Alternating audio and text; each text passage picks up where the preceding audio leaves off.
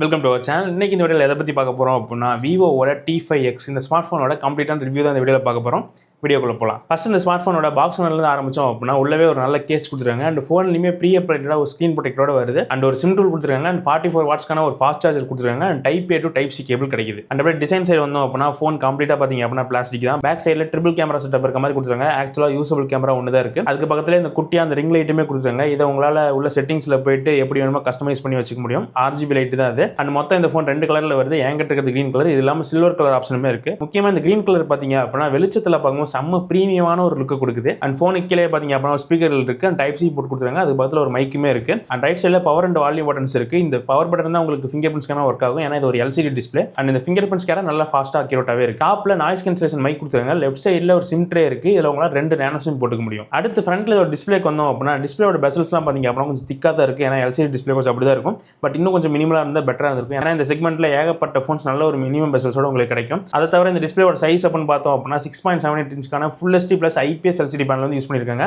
இதில் 120Hzக்கான refresh support உங்களுக்கு கிடைக்கும். ஸோ டிஸ்பிளேயோட கலர்ஸ், டிஸ்பிளேயோட குவாலிட்டிலாம் பார்த்தீங்க அப்படின்னா ரொம்ப ஒன்று இந்த செக்மெண்ட்ல இதுதான் பெஸ்ட் அப்படின்னு சொல்கிற அளவுக்குலாம் இல்லை. ஒரு ஆவரேஜான மல்டிமீடியா எக்ஸ்பீரியன்ஸ் இந்த டிஸ்பிளே வந்து உங்களுக்கு கிடைக்கும். ஸ்பீக்கர் குவாலிட்டி ஒன்றும் குறை சொல்கிறதுக்குலாம் இல்லை, ரொம்ப நல்லாவே இருக்குது. பிரைட்னஸ்ல எனக்கு எந்த பிரச்சனையும் தெரியல. அவுட்டோரில் யூஸ் பண்ணும்போது பார்த்தீங்க அப்படின்னா நல்ல விசிபிலிட்டி இருக்குது. பட் டிஸ்பிளே ஓவரால் சேர்த்து பார்க்கும்போது ஒரு ஆவரேஜான எக்ஸ்பீரியன்ஸ் உங்களுக்கு கொடுக்கும். அடுத்தது ஒரு சாஃப்ட்வேர் அப்படின்னு பார்த்தோம் அப்படின்னா Android 16 Origin OS 6 வந்து லான்ச் ஆகிருக்கு. அண்ட் இந்த OSல ஒரு சில AI ஃபீச்சர்ஸ் உங்களுக்கு கிடைக்கும். ரெகுலராக கிடைக்கிற note assistant, circle to search and இந்த கேலரியில் இருக்க ஒரு சில AI ஃபீச்சர்ஸ் உங்களுக்கு இதில் கிடைச்சிடும். இந்த ஃபோனுக்கு 2 வருஷத்துக்கான OS அப்டேட், 3 வருஷத்துக்கான செக்யூரிட்டி பேஸ் தான் கொடுக்குறாங்க. இது இந்த பிரைஸ் ரேஞ்சில் இந்த ஃபோனுக்கு கம்மி தான். அட்லீஸ்ட் ஒரு 3 வருஷம் கொடுத்துருந்தா இன்னும் கொஞ்சம் பெட்டராக இருந்திருக்கும். அண்ட் மற்றபடி யூஸ் பண்ணுறதுக்கு UI எப்படி இருக்குன்னு கேட்டிங்க அப்படின்னா மற்ற நார்மல் விவோ ஃபோன்ஸை கம்பேர் பண்ணும்போது இதில் கொஞ்சம் சொதப்பிருக்காங்க. ஏன்னா UIயில் பார்த்தீங்க அப்படின்னா அங்கங்கே இந்த லேக் ஷட்டர்ஸ்லாம் நோட் பண்ணுற மாதிரி இருக்குது.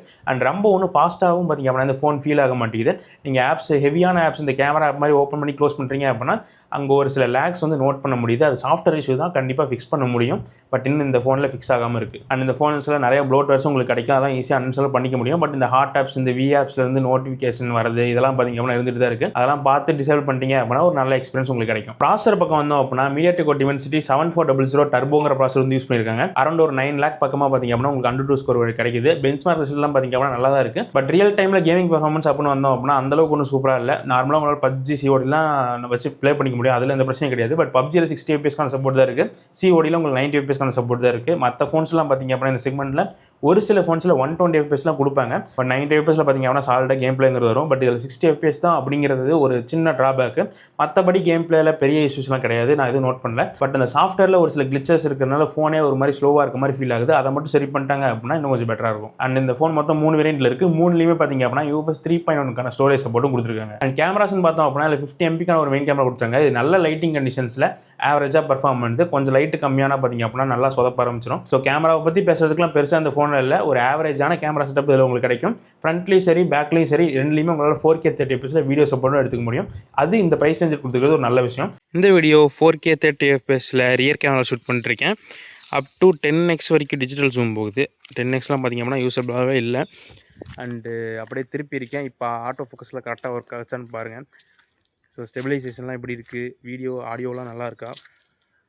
ஸோ இந்த வீடியோ ஃப்ரண்ட் கேமராவில் 4K 30 FPS ஷூட் பண்ணிட்டுருக்கேன். இதில் ஸ்டெபிலைசேஷன் ஆஃபில் தான் இருக்குது. அதனால் கொஞ்சம் ஷேக்கியாக தான் இருக்கும். ஏன்னா ஸ்டெபிலைசேஷன் ஆன் பண்ணால் உங்களுக்கு 1080p 30க்கு மாறிடும். ஸோ இதில் ஆடியோ வீடியோலாம் நல்லா இருக்க மாதிரி தான் இருக்குது. ஸோ உங்களுக்கு என்ன தோணுது அப்படின்னு கமெண்ட்ஸில் மென்ஷன் பண்ணுங்கள். பட் செல்ஃபி கேமராவோட குவாலிட்டி எனக்கு ரொம்பவே பிடிச்சிருக்கு. 30 MP ஒரு சென்சார் யூஸ் பண்ணியிருக்காங்க. நல்ல டே டைம்லையும் சரி கொஞ்சம் லோ லைட்டில் இருந்தாலும் சரி நல்லாவே பர்ஃபார்ம் பண்ணுது. அதில் எந்த பிரச்சனையும் இல்லை. அண்ட் இந்த ஃபோனுக்கு இருக்கிற ஹைலைட்டான விஷயம் பார்த்தீங்க அப்படின்னா இந்த பேட்டரி தான். 7200 mAh பேட்டரி யூஸ் பண்ணியிருக்காங்க. 44 வாட்ஸ்க்கான ஃபாஸ்ட் சார்ஜ் சப்போர்ட்டும் இருக்குது. இந்த 44 வாட்ஸுங்கிறது இந்த ஃபோனுக்கு கொஞ்சம் கம்மி தான். ஏன்னா இந்த பிரைஸ் ரேஞ்சில் நிறைய பேர் 60 வாட்ஸ் 80 வாட்ஸ்லாம் கொடுக்குறாங்க. அதனால் 45 வாட்ஸ் கொஞ்சம் கம்மியாக தெரியுது. 0 to 100 ஃபுல் சார்ஜ் பண்ணுறதுக்கு 1 மணி நேரம் 50 நிமிஷம் பக்கமாக டைம் எடுத்துக்குது. பட் ஒன்ஸ் ஃபுல் சார்ஜ் பண்ணிட்டீங்க அப்படின்னா சாலிடாக 1.5 நாள் 2 நாளைக்கு பேட்டரி லைஃப் கிடைக்கும். ஸோ பேட்டரி வைஸ் பார்த்தீங்க அப்படின்னா இந்த ஃபோன் ஒரு நல்ல ஃபோன் தான். அண்ட் இந்த ஃபோனுக்கு IP69க்கான ரேட்டிங் இருக்குது. உங்களால் தண்ணிக்குள்ளே போட முடியும். பட் மோஸ்ட்டாக போட்டு ட்ரை பண்ணாதீங்க. அதாவது இப்போ ஏன் நான் வேறு செட்டப்பில் பேசிகிட்டு இருக்கேன் அப்படின்னா நான் எடிட் பண்ணும்போது மறுபடியும் வழக்கம் போல ப்ரைஸிங் வந்து மாற்றி விட்டாங்க. இப்போ பார்த்தீங்க அப்படின்னா இந்த ஃபோன் 23,000 செல் ஆகிட்டு இருக்குது ஃப்ளிப்கார்ட்டில். 2000 பேங்க் டிஸ்கவுண்ட் இருக்குது. உங்களால் 21,000 இல்லை 22,000 எஃபெக்டிவாக உங்களால் வாங்கிக்க முடியும். ஸோ இந்த ப்ரைஸுக்கு இந்த ஸ்மார்ட் ஃபோனை கன்சிடர் பண்ணலாமா அப்படின்னு கேட்டிங்க அப்படின்னா என்கிட்ட வேண்டாம்னு தான் சொல்லுவேன். ஏன்னா இந்த ப்ரைஸ் ரேஞ்சுக்கு சாலிடாக இந்த Realme P4ங்கிறது பார்த்தீங்க அப்படின்னா நல்ல ஆப்ஷனாக இருக்கும். ஒரு நல்ல ஆல்ரவுண்டர் பேக்கேஜ் தேடுறீங்க அப்படின்னா இந்த ஸ்மார்ட் ஃபோன் ஃபோனை நீங்கள் ஸ்பெசிஃபிக்காக வாங்கினா விவோவில் தான் வாங்குவேன், இந்த இவ்வளோ தான் என்னோட பட்ஜெட் இருக்குது, 20 to 21,000 தான் பட்ஜெட் அப்படின்னா நீங்கள் வந்து கன்சிடர் பண்ணலாம். மற்றபடி இதை தவிர நிறையா பெட்டரான ஃபோன்ஸ் இருக்குது. மோட்டோலையும் பார்த்தீங்க அப்படின்னா இந்த பழைய ஃபோன் G87 பவர் இந்த மாதிரியான ஸ்மார்ட் ஃபோன்ஸ் கூட உங்களுக்கு ஆஃபரில் கிடைக்கும்.